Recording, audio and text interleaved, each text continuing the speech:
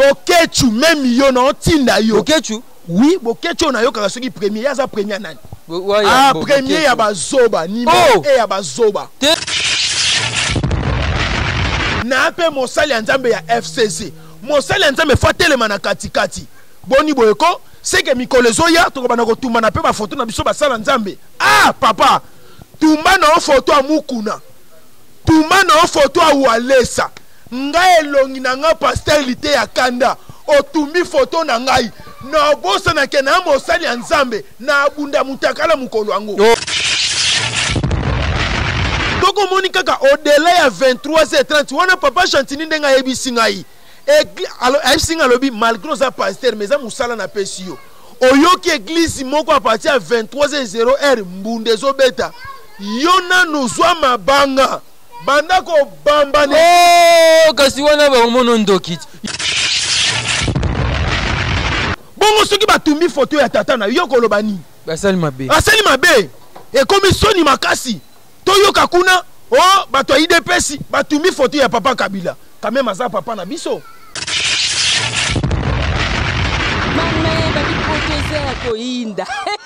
Photo ningate bana photo site ya sikeye. Kilongo TV. Kilongo TV. Bon s'abonner. Ebele.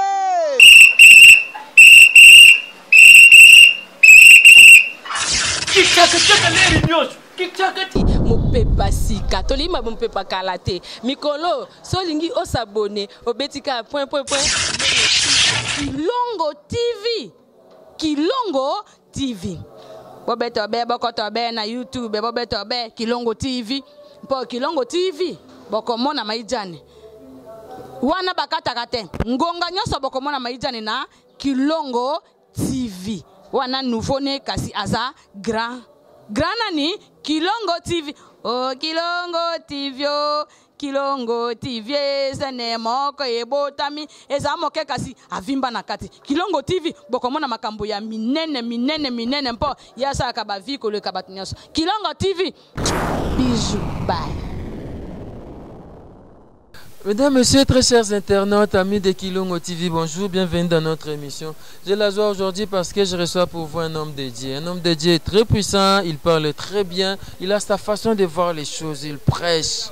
Et lui, c'est l'homme de Dieu, le pasteur Lité Akanda. Bonjour, pasteur. Oui, bonjour, papa Rabi. Bonne santé. Tata Zobatela, Pambate Soki Abatela Kite, beaucoup tani Oeninga Kezalate. Alors, beaucoup c'est très important. Amen. Parce que papa Rabi, ngai ndengo mona kangande kuna mobali, mutu akoko kufa na lelakati. Bache na morgue na lelakati.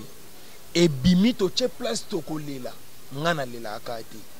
Ngana kena kolela wapi? Wapi? Na cimetière.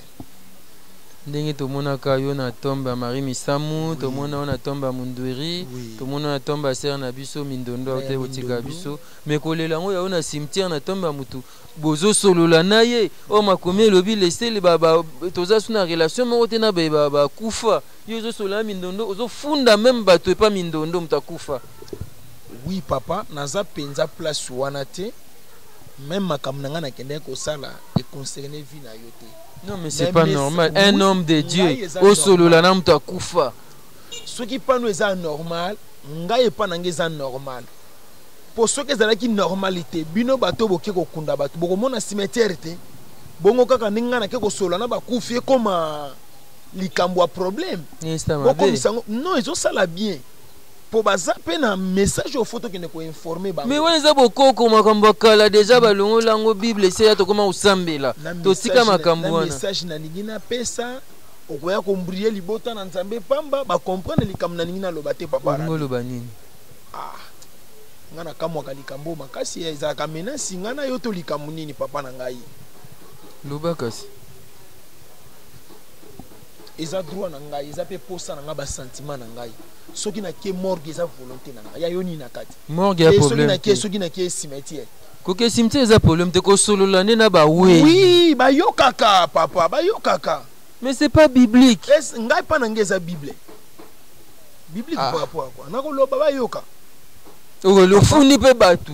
na fundi bango petango ko funa bimeli pe bango tanga bimeli bango bakangi pe munoko quand ils ont la Bible mon peuple périt faute de connaissance likamute papa nazala ka na faute ya connaissance mais connaissance on ngana za nango eleki ya yo po ngana za pasteur o comparer ngana yo te papa Rabi mais na ba pasteur misusu oui so conquérir ngana bango wana de place na leki bango na tanga ba pasteur tanga ko papa na tanga te po yebi ke na leki bango mo tangeza te papa nazala ki wapi olbaki okendaka cimetière au lobby soki na komi na cimetière papa Rabi nini oyo etangisaka ngama ya misu nini oyiki ndenge na uti koloba ndeko na ngai papa na nga mama na nga to mutu moko songolo pakala kufi na quartier nga na lelaka te tokotia na morgue na lelaka te tobimisi toye nango place ya ko na lelaka te nakenda kolela na cimetière pamba te tant tozokende kokunda mutu biso toyaki kokunda papa na cimetière ezaka kaka ye te eza na bateau déjà bakundaki nakendaka siko kotala na bafoto namemaka kitalatala moko ya mokie na poche siko nasalaka ndenge nini papa Rabi soki natali foto ya moto oyo akufi na tombe na ye natali elongi na nga na kitalatala papa na lobi elongi ya mabe etikali na mokili ba belle fille ba bon garçon ba koti mabele papa elongi ya mpiaka etikali ya mayebo ya ngoto bobo ya yongololo ekoti mabele te etikali me bao baleki nga na kitoko bakei baleki na mbongo bakei baleki na mituka na mapangu bakei nde nalobaka papa bokutaniza Nzambe amen asali biso ngolu tokutana pe apesi biso opportunité message on ngaki na pesela kaka libota na Nzambe mbote yango wana so ezali église ngana biso yembela Nzambe ata nzembo moko yo mabeno so babio yembo omona komye banzembo ya kester komye banzembo lutumba tangu na yemba kana za ko se souvenir na bango mais na koyemba ba oya lelo te na koyemba oya kala yembela Nzambe na yo ya yemba alléluia zalina bomoy otali composition papa tika à l'époque otali composition otali na ba clip okumisi Nzambe bongo loko lelo te tata pambola biso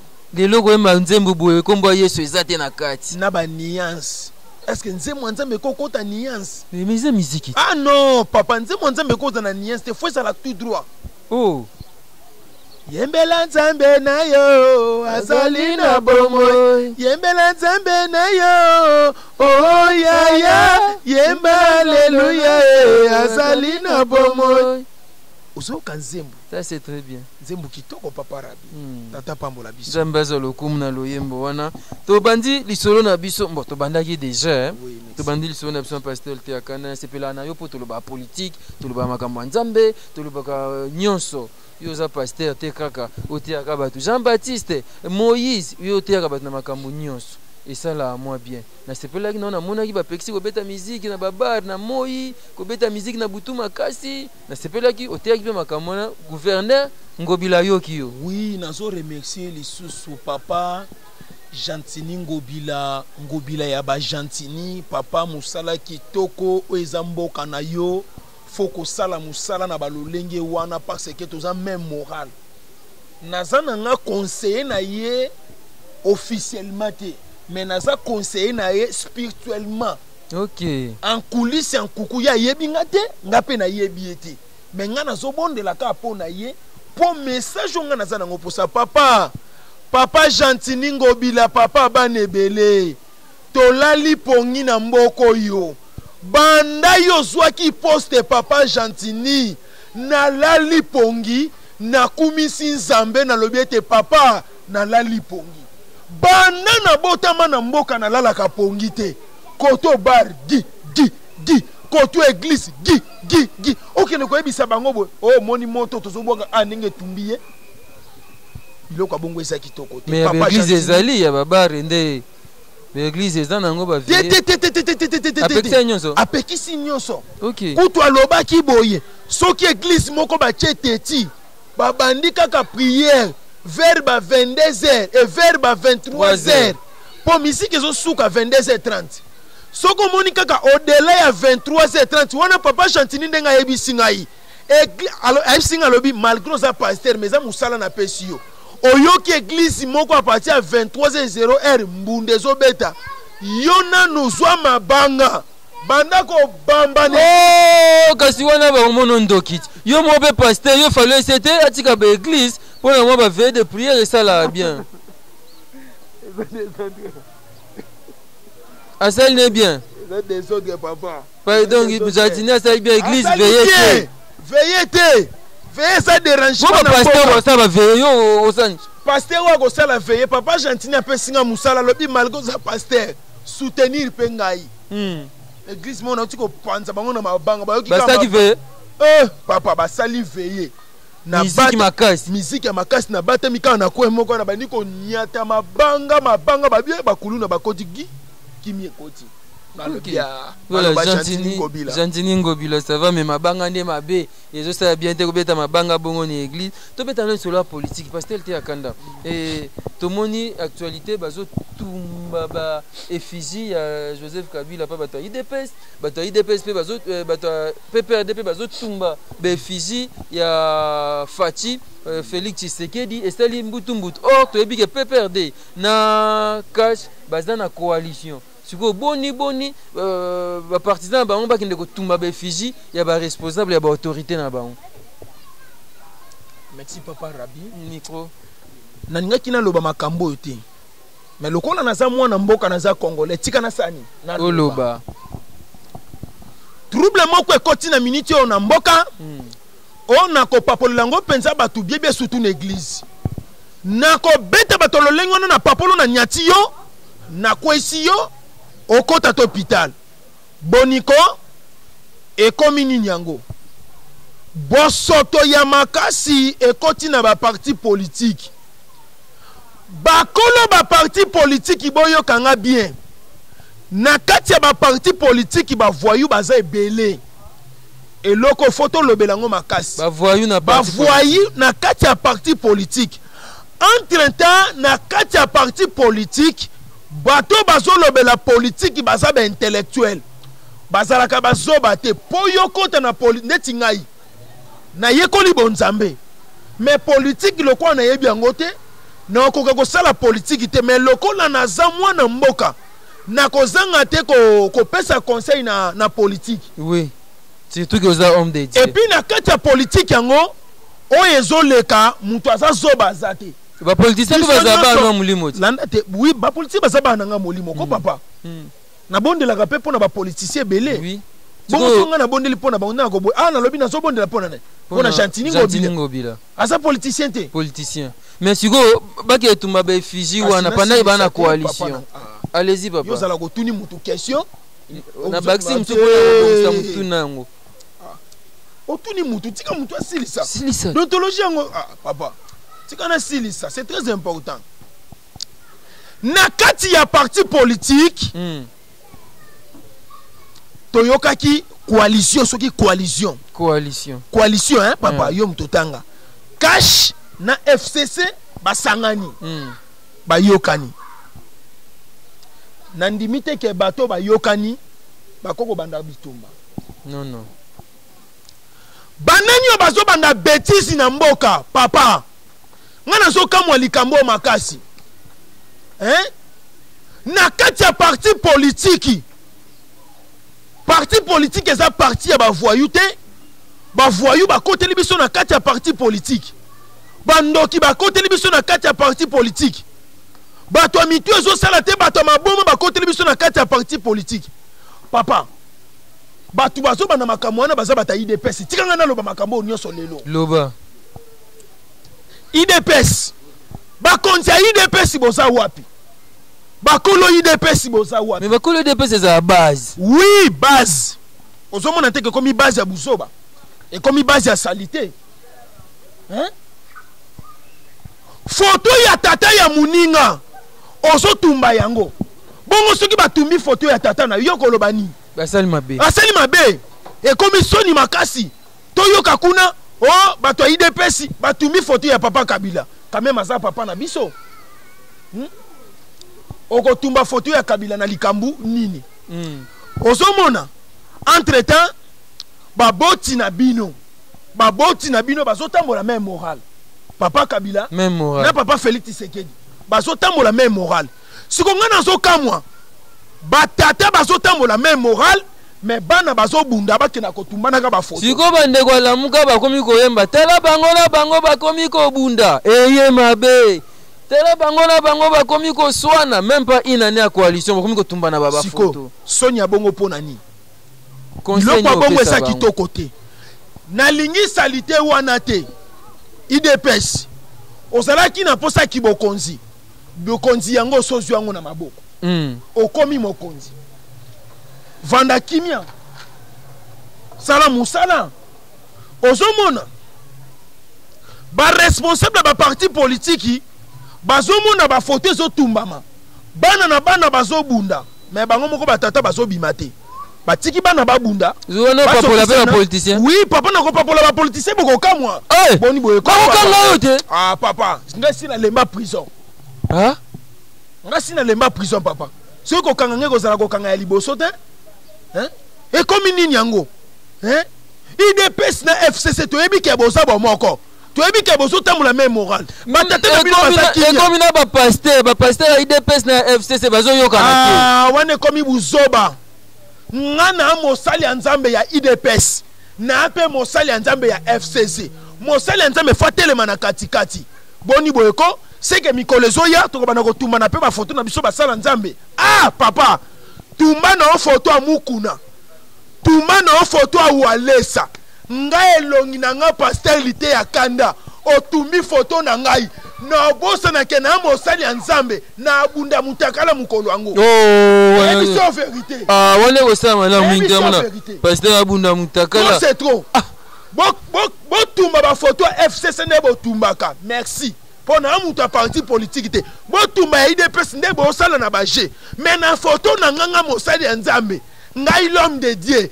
na atembola na banga nzambe na ebi lisumu te na mboko ozobondela pona ekolo na bondela pona mboka na kuto tumbi photo na nga mama okoyina nga na bunda pe kitoko na kata ka pe bilamba bien na bosa na ke na pasteur na ko papola na ba inosa boko kamwa nga na ko bwaka bombi pe bokamwe limbisa pasteur limbisa na monyo siliki mingi makambo ya IDPS na ya FCC wana to ba photo ba ninga pona tika ka sija ngoto ba makambo mususu ti papa to tika ngo nga na ke no bwaka bombi na 10e miri kasi maka bongo sa kitoko te et puis photo landela batata pe bien s'il te plaît pas photo landela batata bien. Et loko na banepe ko remarquango Weranson bazobenga ye ambassadeur de la paix. Mais Sankara zo ke no finga bato kombo anan ya Weranson. Koto abatami na kombo ya ambassadeur de la paix kuna tindi batu bo katela nga crochet bo finga na kombo ngana. To tika makambo ngo te pasteur to tika to changer ba mituneze belé. Mituneze belé. Mituneze belé na uti suko mona makambo to sita kasi makambo tumba oyo ba uti ko tumba su ba drapeau ya mboka to bandana na oyo ya musicien na biso Olivier Chimanga nete so yebie akangama ba suki bwa beta ya lindanda Olivier Chimanga lata pe drapeau atumbi drapeau ya mboka alobi ye azana kanda makasi atumbi yango na ebite yo tant que l'homme de Dieu.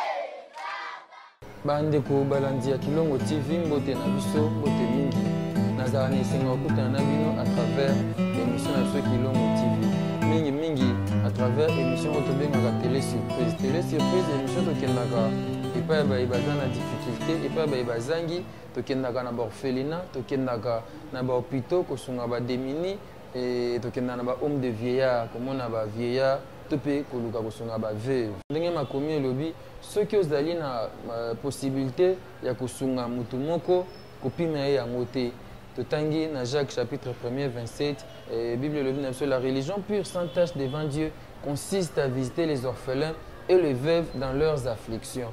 Et orphelin oyo attendre loboko, orphelin oyo azana pinzoli na miso, orphelin oyo azoluka lisungi na yo soki makoki ezali pese yango.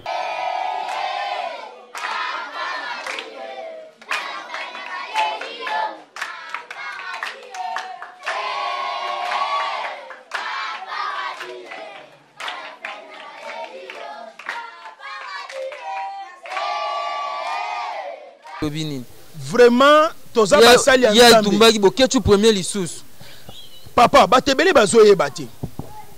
Drapeau zomona drapeau ya Congo eza elembo ya mboka. L'emblème. Tangu mutu nyonso, même les États-Unis, ceux qui ba moni drapeau, même ba moni ngelongité. Pour ne longière moko za rappel moi trouble. Pour ba Guinée pe baza mwindo. Ba Sud-Africain, ba Zambien, ba nani baza mwindo. Mutu akoko yeba mboka na ngai te.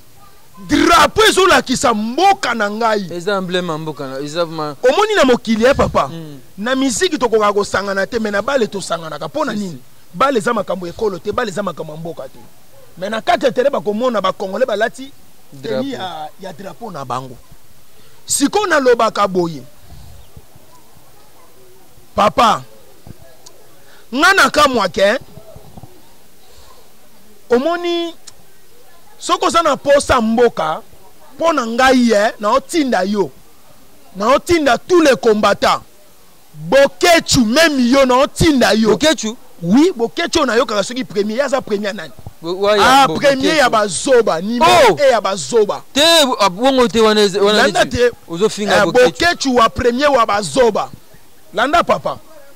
Oh lobi Katumbi so Katumbi nani Moïse nani Moïse Katumbi ouais uti ko lobo nani Olivier Chimanga ni Chimanga okende ko tumba drapeau ya mboka drapeau ya ekolo papa ningi na zabwe mikolo nyonso chaleur nazoka na nzoto eza moto ya drapeau wana parce que tango tumbi drapeau ya mboka otumbi nation otumbi ekolo mobimba otumbi biso nyonso ba Congolais pona nini biloko ya bongo. Papa, que changement. Té. Soza na posa changement, kotumba drapeau, au sali le côté. Wana la nanga bien, kotumba drapeau sali le côté. Zwa manduki, kota zamba, oya koboto la Congo. Zwa manduki, kota zamba, oya koboto la Congo, papa. Congo, so mon ezali kamago sakane la ngote. Yo tumba drapeau tanke ki. Yo mona ba kolomboka wana place ozali batumbi ba drapeau mboka na bango okoko tumba yango te drapeau zo représenter mboka. Faites attention faites attention s'acharner na ngobo eza ba politique yo za politique bango ba za ba politicien yesa sala politique na mboko yo boni wana Olivier Chimanga ye Chimanga so sala politique na mboko yo Chimanga sa tanke ki na mboko yo yako bundela mboka a sur place. Biso tozolo ba ana kati mboka so ke no ba musika drapeau no tumbaki tika ndaku ya mama Chimanga ezika na minute na kombo ya Yesu tika ndaku ya tata Chimanga ezika na minute na kombo ya Yesu bokechu asala accident na panzana na minute oyo nzambo nga na bondela bokechu ya le premier ba créer salité année oyo to okota décembre te. Trop c'est trop. Babanga bino, bokomi banani. Buya kolobela ngwana mboka, so afio kita awa. Batwa salité solo. Batwa nkele. Ba on na poto yo nem tan kele so na Kinshasa. Oui papa tana san kele me ya bango eleki. Oh. Pasteur to bino ba pasteur apparemment bolingi mbongo mingi et apparemment ba pasteur balingi mbongo mingi et pona yo esika ni opesa mbongo elobela poni. L'argent, Nzimbu, Misolo, Manyenye. Mbongo, nalingaka te batangi loko wana na misu na ngai. Nalingaka te batanga komwa mbongo na misu na ngai. Papa Rabi, omoni Bible zoloba l'argent répond à tout. L'argent répond à tout. Mbongo ekosomba liwate mais ekoservi yo kitoko na mokili. Et si kana moni mbongo papa nalala kapongi ya bien ti. na mona batu bazo kufa na vie na nga boye pona kozanga mbongo. Na mona mutu makile sili azokata motema akomi na hôpital. Ndenge ba hôpital lelo balobaka basali hôpital baye kosonga peuple congolais bele baye kosunga biso te. Baye koboma biso. Mutu oyo akoyebi biso ke asala hôpital na mboka po esunga peuple lukuta. Muyibi makasi. Papa limbisa ngai ye eza na hôpital moko eza côté ya Bitabe. Na Bitabe so okena owenza Bitabe hôpital moko eza quelque part wana. Papa examen monaka examen ya nie o ya nie kako zo mona papa sel papa ngana lobaka be ba congolais ba comprendre. Papa o ko kapri na ngoti. Siko oyaki ko sunga biso na nini. Papa na sala même sirage na vie pour na zwa mbongo. OK. Mais na zwa ngo pene na lingélité. Papa na teka memi eloko ona koko teka te na vie pour na zwa mbongo. Papa soki na moni mutu avani na mbongo boye na talaka na bite. Mwasi boyanga na koyina na kolela te. Mama na nga benga na nga na ndaku na kolela te. Mboka bo tiata ba pine bo tumbanga na kolela te. Mais sika na moni mbongo na lela kamakasi. Oh. Papa Rabi mukolo mususu mama na nga beli nga mwana mobali ya mukolo. Zelo tuni nga keso mbongo alimbisa papa. Mama na nga beli. Papa na luka mbongo na façon nyonso. Ozuite. Na zwi mbongo ti. Mbongo lelisa ngai. Mbongo pesaka nga pasi. Mbongo na yebaka te na kozwa ndenge nini. Pona somba lupangu lelo fo mbongo. Pona lala kitoko lelo fo mbongo. Memi lelo na zwi mbongo nazo futela papa Rabi. Mais suka nango bakolo lupangu bakobimisa ngai. Pono somba mutu ka fo mbongo. Bato bazolala na ba condition kitoko papa première des choses za mbongo. Nazalaka soki na vandi papa mwana mobali moko ayemba alobi ete mususu mbongo ya muyeke. Mususu mbongo akuta na famille. Mususu mbongo ya kokotela bato. Mususu mbongo ya kisi. Mbongo mbongo. Owuta wapi ya mbongo? Ah. Mbongo. Mama na yo nani ya mbongo? Na yoka kilisolo na yo na bakulutu bakosolola. Bazali kotonga ya mbongo loboko na poshi mono kwetondi na makasu. Bazali kotonga ya mbongo babotaka bino mibale. Yonde mwana ya liboso leki alanda yo na nsima bapesa nkombo mwasi boningisi mokili ye. Mbongo mbongo mbongo salinga boye pona nini? Owuta wapi ya mbongo? Wow. Mama na yo nani ya mbongo? Pasteur njembo na yo njembo oyo eza njembo ya Jompoye. Je pense na bosanité Jompoye mutayi mbongo lelisanga makasi. Esali pasi esali. Mbongo silisanga kimia. Mwana lata kitoko eza te pona mbongo. Mwana somba lupango eza te mbongo eza te. Baninga na mituka kitoko nga ko mutuka te nyonso wana pozo ngo ezosenga mbongo. Papa na chaka mbongo na place moko na yebaka te.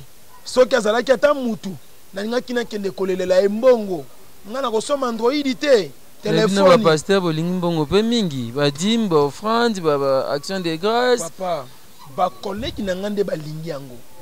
Nga soko mona zolela pona mbongo bonalingaka mbongo na zwangu na voix normal. Na simba kisi te. Bozo abadimi te. Ah papa biso be église na suka mboka na siforko kuna na masina. Mutu soki kutu azui ata enveloppe bo alobi papa na kopesa. Ne fiske $1 $2 akimi église ayaka lisusu te. Pona mbongo na pesa ka mbongo place oyo. Ah anyokolinga makasi. Wana place ya mbongo. Mutu anyokolinga na vie. Mbongo leki na ye mwasi. Leki na ye mwasi. E mwasi bino ba pasteur bakomi pe kotuka basi noki pasteur moko naloba te. Tika. Na yebite soki onga na koloba soki eza ye. Naleli nayoki pasi tangu na silisi makamwa mbongo ningolo balikama mwasi na lobi tetika tanto yo ko place nini ochaka mwasi na vie na po pasteur mso tuka basi surtout o ya mwindu pasteur alobi ye mwasi ya mwindu te landa na chaka mwasi place bileki banso na mokili pamba te na pasteur wana na yo yebiye oyo nazoyoka soki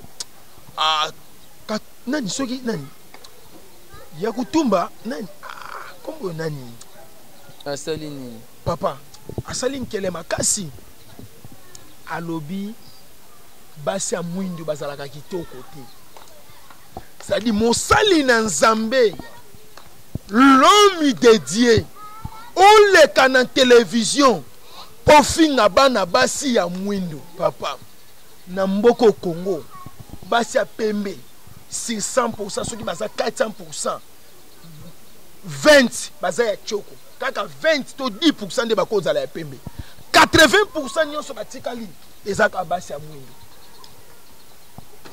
ye pasteur oyo afingi basi ya mwindu na télévision est-ce que yaza pembe aza mwindu papa Rabi c'est que maman n'est pas un mwindu landa te tikana loba likambo eza très important pour ndeko nanga mobali papa loba papa ko lukaka to beba na air nyonso papa Rabi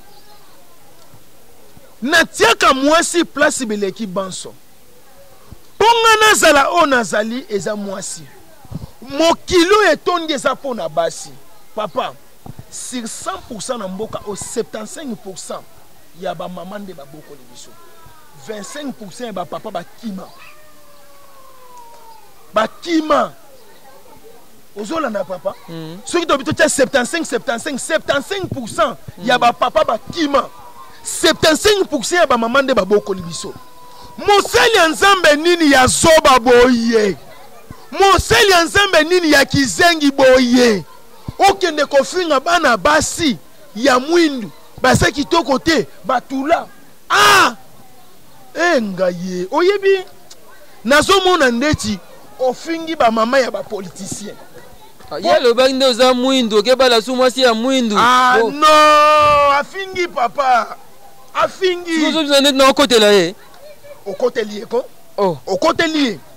okoteli mama ya Fasika Lombo asa pembe asa mwindu mama ya Papi Tamba asa pembe asa mwindu c'est ko fingelinga ba politicien ofingelinga ba politicien boni boye ko komi ni nyango na mboko mutu nyonso akomi kaka pasteur mutu nyonso akomi foleka na télévision trop c'est trop mosali ya nzambe papa na oluka ye na oluka yo kanga makofi soto kutani kanga makofi mosali ya nzambe kanga makofi na ebisio trop c'est trop okino fingelanga basi ya mwindu mwasi ya mwindu bois noir basi ya kitoko nga na sepelaka na bango ba préféré na ngai to ba kamte basi yo sepelaka na bango pasteur te akanda na ba église to komo sambelo nzambe ya pasteur te akanda nzambe ya pasteur koko dema nzambe ya pasteur quelque part Dieu est jaloux tant que zobela kan nzambe ya pasteur na biso nzambe ya pasteur kingandi ça ne dérange pas vous trouvez cela normal et ça normalité ezalaka nini na tuna pe bino lelo oyo mwana na nzambe esika nyonso akangi miso azosambela fo atanga kombo ya papa na ye nzambe ya papa na nga mukuna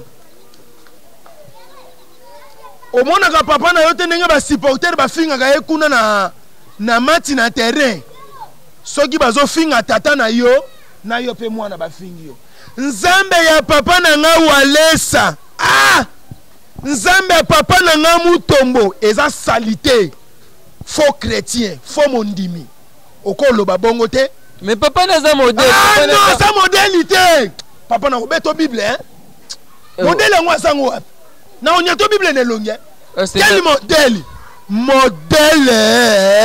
modèle salite modèle nini même na kati église na nga papa na yoka mwana moka zo sambela nzamba papa na nga lite ya kanda papa na ningisa misisa litama na mbata pa o papa lié Nzambe Jésus-Christ de Nazareth. Ba chrétien botika ba bêtise wana. Il y a beaucoup de l'homme de Dieu. Bazo c'est la bêtise à makasi. Bazo c'est la salité. Na kati bonzambe wana papa. Bazo bele la peine tribalisme na kati. Tribalisme ndeni. Ah. Nzambe ya papa na ngai. Nzambe papa na yo nani? Eza salité makasi. Biloko bongo na ligne yango te. Mwana na nzambe mo Kristo tika. Bisika tata no molimo akendaka yo yebite. Bisika tata no molimo alalaka yo yebite. Lelo tozomona apparence mituka bien, ndakwa bien. Mais to yebi nzambo bango bazo servite. Lelo peuple a commis manipulé. Chrétien a commis manipulé. Chrétien a commis kizengi. Alalaka na photo. Na photo ya papa ne na tolo. Zela mukolo bako bimisa maseki ya tata na yo. Noko yeba. Soki azanani. Na pekisi. Belela Jésus Nazareth. Yo mona ka bango. Basa batamisana mabe papa. Tikablo papa manadi. Eza boso mo pasteur mso ngindi pasteur mso na ba jeep mapangu akomisala mabe. Yo na osombi lupangu te na osombi jeep te ya ngwana. Tango po somba jeep ba lobaka ndengo. Tango na go somba. Ezala na sombi te. Na kati église na ngai. Bana na ngai na zo yebisa bino. Na yo kate mutu azosambela nzambe ya pastorité ya kanda na go bomo na maboko. Tuko basambela nani? Nzamba lola.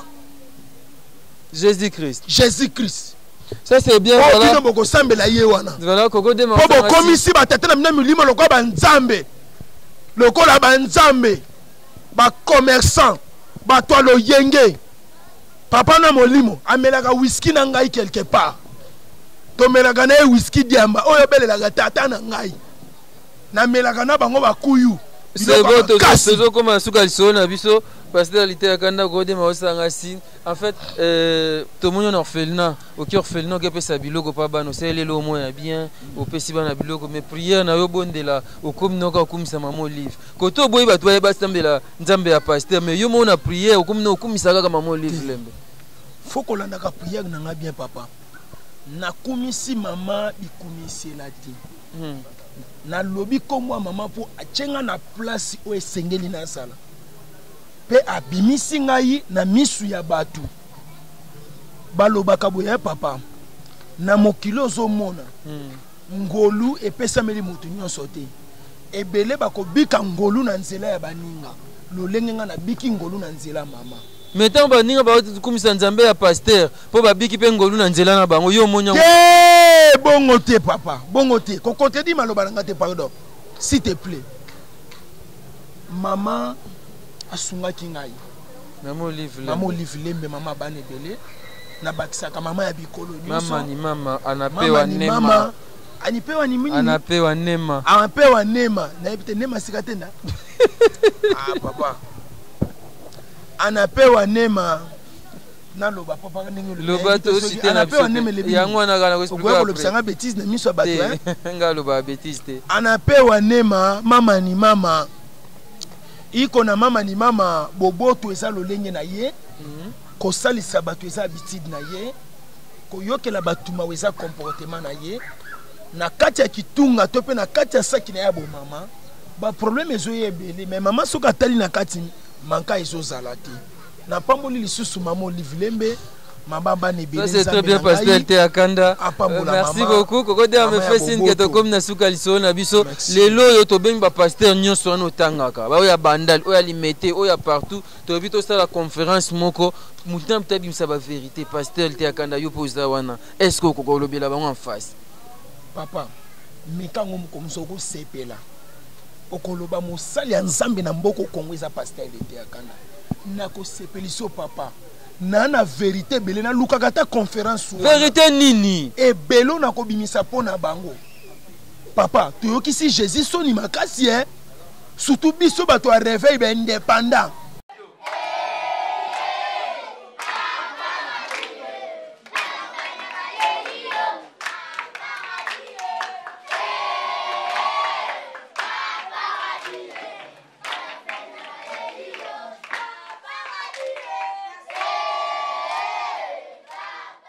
bandeko balandi ya Kilongo TV mbote na biso mbote mingi nazala na esenga okutana na bino à travers émission na biso Kilongo TV mingi à travers émission otobengaka télé surprise émission tokendaka epai ya baza na difficulté epai ya bazangi tokendaka na baorphelinat tokendaka na bahôpitaux kosunga badémini et tokendaka na bahomme de vieillard komona bavieillard to mpe koluka kosunga baveuve ndenge makomi elobi soki ozali na possibilité ya kosunga mutu moko kopima ye yango te totangi na Jacques chapitre 1er 27 Bible elobi na biso la religion pure sans tache devant Dieu consiste à visiter les orphelins et les veuves dans leurs afflictions et orphelin oyo atendre loboko orphelin oyo aza na pinzoli na miso orphelin oyo azoluka lisungi na yo soki makoki ezali pesa ye yango lelo toza awa bomoni pembeni na ngai quelques fournitures scolaires na mimi yango mpona hotel samine échantillon toza na bakaye toza na bacrayon toza na bastylo toza na basac to mpe babag school toza na bauniforme quelques échantillons yango totie awa mpona hotel samino mosala wapi oyo fondation Rabbi Mavinga tozali kosala rentrée scolaire kala te tokokoka kosunga baorphelinat nyonso te ya Kinshasa kasi ndambu oyo tokoki kosala na lisungi na bino oyo bosutenaka Rabbi Mavinga bino oyo boencourageaka biso bino oyo bomotivaka biso pour que tosala bageste ya boye amour et compassion tolobaka na devise na biso amour et compassion toza na bolingo esengi tozala mpe na compassion tosunga baye baza na mpasi baye bazangi nde tosepelaka mingi ntango bobengaka biso ntango boencourageaka biso oyo nyonso oyebiki atindelaka Rabbi quelque chose Rabbi zwa ata oyo Rabbi osaka msano malamu zwa ata 50 €, 100 €, 200 ça dépend oyo nyonso atindaka Rabbi kende komona baorphelin kende komona baveuve tosalaka yango lelo toye koremercier bino mpona confiance oyo bopesa biso fondation Rabbi Mavinga bopesa biso équipe mobimba ya Kilongo TV na confiance oyo bopesa biso mpe toza reconnaissant na yango nde tozotonda bino soki orphelin moko atangi lobi akomi moto c'est une façon pour nous de contribuer à l'éducation ya bana avenir ya mboka na biso eza na bana soki bana lelo batangi te lobi bakoma ba brigand lobi bakoma ba fazer lobi bakokoma bakobanda konuire lisusu société de préférence tosunga bango ntango oyo yango yo mutu ozotala ngai yo mutu oyo osaka bageste ya malamu to opansaka mpe kosoutenir baorphelin peu importe bato oza na confiance na bango benga contacte bango sala bageste wana biso tokosoutenir yo ekozala malamu mingi mwana oyo atangi te akoapporter nini na société vous savez on nous dit la plus belle femme ou bien la plus belle fille de la ville ne donne que ce qu'elle a sa beauté mais la plus belle fille de la ville certainement doit être celle qui est intelligente elle va apporter son intelligence dans sa société et kozala malamu mingi biso Kilongo TV tokanisi ko contribuer na éducation ya bana pour que lobby tolesa nzoto tolesa pe bongo olesi mwana na musuni olesi mwana pe na bongo olesi mwana pe na molimo e banzela ya Nzambe soki bongo ya mwana ele malamu c'est-à-dire akosala pe musala ya malamu ndenge kokode mayebisaki ngai abi mbongo esombaka mayele te kasi mayele nde esombaka mbongo soki mwana aza mayele akoyeba kosomba akoyeba kotonga akoyeba kosala makambo ya minene merci mingi epai na bino nyonso c'était pour moi une façon de vous remercier na bato nyonso oyo basoutenir Kilongo TV merci mingi na bato nyonso basoutenir Rabbi Mavinga en particulier merci mingi na bato nyonso basoutenir fondation Rabbi Mavinga quant à moi je vais dire merci na bacollaborateurs na nga nyonso je dis merci à Coco Dema Oaza Simabilili, notre réalisateur, notre chargé de Makambo Ebele. Je dis merci Pasteur Kossi. Pasteur Kossi, Oyo Tozakane, chaque jour, collaborateur Nangaïpe. Merci Mingi na Pasteur Herbie. Merci Mingi et pas Pasteur Ringo Mambote. Merci et pas Pasteur Jean-Paul Mahata, l'homme de la foi. Merci et pas Rigen. Merci et pas Igor Silou. Bandeko Tozana Bango. Merci Mingi. Et pas énorme Kaleng, merci pas Nayo, merci pas Maître Roli Kouchi, merci Maître Mouké, merci Angèle Kinkela, merci Papa Kosi Mazebo pour notre soutien Nayo, merci mingi epai Bernadette, merci Fondé Kabea, merci bandeko nyonso oyo poto bosoutenir nga vraiment, merci epai na bino nyonso. Fiston Bastien de FB International, papa Duval Kasongo, papa na ngai Dominique Kiele mwana musakata, merci mingi epai na yo mame Meli Nzemba, merci epai ya bino nyonso vraiment na soutien na bino fondation Rabi Mavinga yango malembe tozokende malembe tosala ba action oyo kozala concrète et kozala malamu mingi oyo nyonso alinga contacter biso ba numéro eza affiché et to soutenir ba orphelin, to soutenir ba vieux, amour et compassion. Merci Fondation Rabi Mavinga.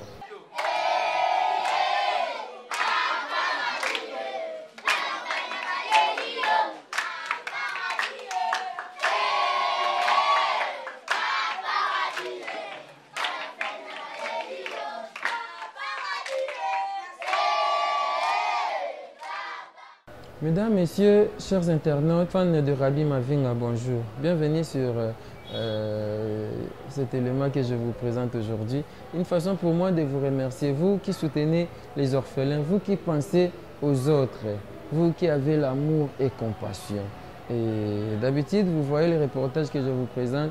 Souvent, je vais dans des orphelinats, je vais dans des homes de vieillards, je vais vers les démunis, vers les pauvres, vers ceux qui tendent leurs mains, ceux qui ont besoin de notre soutien, ceux qui ont des larmes aux yeux, ceux qui ont mal au cœur. Et nous qui avons ce courage-là, nous qui avons l'amour et compassion, nous devons soutenir ce genre de personnes. Lorsque je vois un enfant dans la rue, je me demande, cet enfant qui est peut-être orphelin de père ou de mère, cet enfant qui manque de l'abri, il a besoin de notre soutien.